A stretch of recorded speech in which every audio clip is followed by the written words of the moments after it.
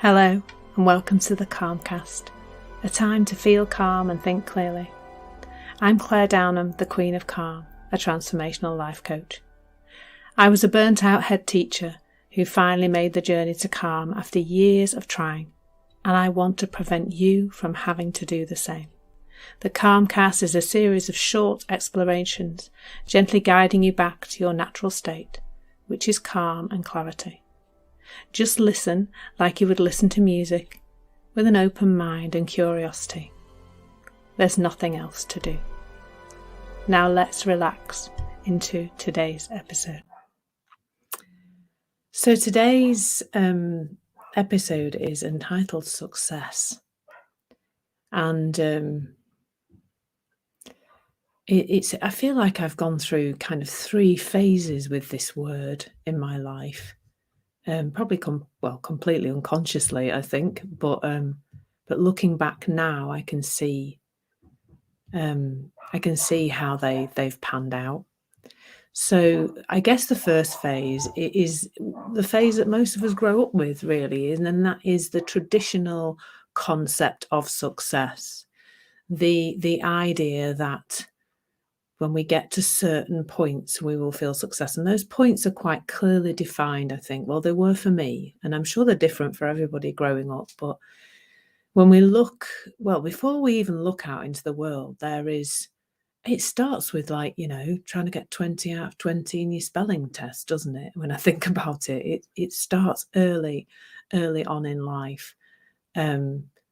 It can be just so many things like that, but that goes on, doesn't it? For me, I feel like the academic success measures were really, really important, seemed to be important to me. So that was working hard to pass exams, do well in homework and that kind of thing, then go to university, because that's what you did if you were a bright girl in the 80s. There was no other options really, and then trying to do well there. And interestingly for me, that was not easy, because it turned out, I didn't find out till I was in my 30s, that I have a condition that's like, I've never been tested for actual dyslexia, but I have a condition that's a bit like dyslexia. That means that reading is actually tires my brain out very quickly. So yeah, I worked really hard. I did work really, really hard. And then I guess it came into my career. So I entered the teaching profession in the mid-90s, and every 4 years I progressed, i.e. I went to a promotion. And I guess there was a while of, wow, I'm here, I've made it, I'm successful, I've got this next promotion. Yeah, when you get told you've got a job, having gone through quite a thorough interview process, there is that whoa feeling, isn't there, of joy. But it very quickly fell away, and it seemed like I needed to get to the next place to really feel what I wanted to feel. And eventually, not just from my job in teaching, as many people seem to think, but from everything I was trying to control to make myself feel differently, that eventually led to burnout. So then after my burnout and after I started my own business, then there was another phase of success, and the idea of success, and that was, I'm going to define success for myself. I'm going to decide what I want to have in life in order to feel successful. And I'm smiling because I'm hoping that you're recognizing one or both of these representations of success that I think we all experience at some time. So yeah, this second phase was, I'm going to define it. So I'm going to have a vision board. I'm going to set goals and have targets and make plans. And that phase, what that phase actually created for me was a heck of a lot of procrastination. I would set all these things that I thought I wanted in the future, and then I would dance around them and not really taking any action towards them, and feel terrible about myself as a rule. But the reason I think that is because whenever we are looking into the future, we're talking, I mean, the past too, but most of the future today we're talking about, we're looking into the future and we're saying, when I get X, I will feel Y. Actually, our essence, our truth about who we really are, rallies against that. It's confusing to the system because the system works in the present moment. It doesn't work in the future. We're present moment creatures. So I think that's why, first of all, it creates a lot of procrastination and it feels uncomfortable. But the idea that when I get X, I will feel Y is a great big fat trap, really. Because you've probably noticed yourself, you get there and it's not really what you thought. It's not all it's cracked up to be, is it? You don't feel amazing. You don't feel like, there's a beam of light. I think I didn't consciously think this, but I think I kind of had this underlying thing that once all these things were in place, literally a beam of light would come down, touch me on top of the head and I'd be happy.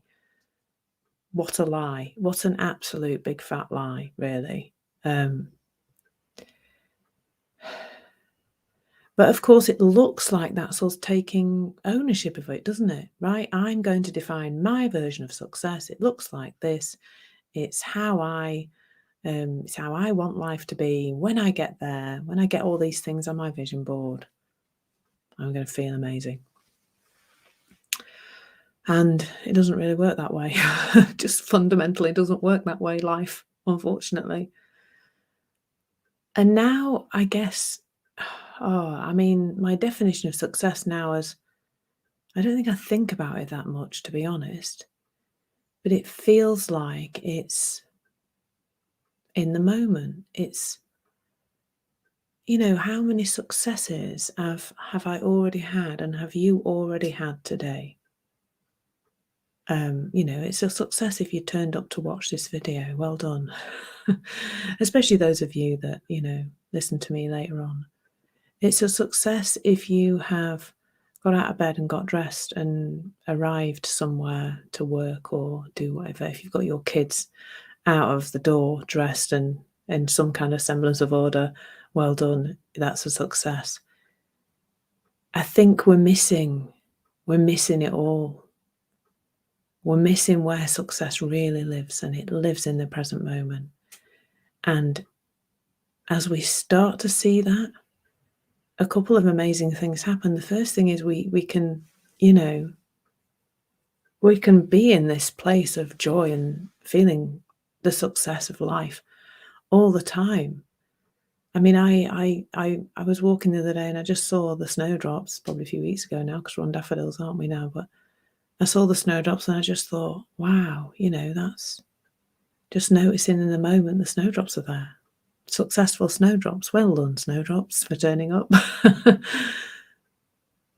What if every moment was a space for celebration, a space for feeling success, a space for feeling joy about yourself and how you are right now? Imagine that. Just imagine that. That is transformational. And what happens then is, there's this in the moment joy, there's this appreciation of the present moment, there's this wonderful feeling that you can carry through every day. It's a success every moment of every day.